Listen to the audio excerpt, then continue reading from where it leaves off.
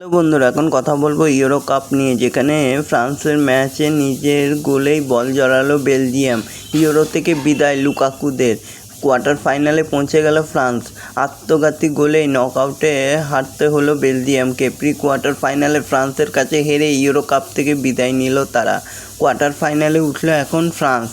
তো বন্ধুরা, এরকমই সব ফুটবলের খবর প্রতিদিন জানতে হলে আমার চ্যানেলটিকে অতি শীঘ্রই লাইক, কমেন্ট, সাবস্ক্রাইব করতে ভুলো না ও বন্ধুদের মধ্যে প্রচুর পরিমাণে শেয়ার করে দাও, যাতে আমার 4000 ঘন্টা ওয়াচ টাইম খুব শীঘ্রই পূর্ণ হয়ে যায়।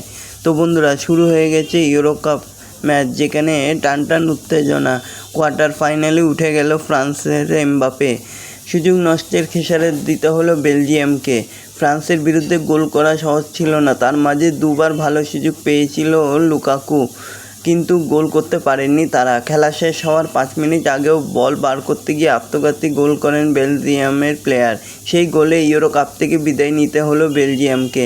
কোনো রকমে জিতে কোয়ার্টার ফাইনালে জায়গা করে নিল ফ্রান্স।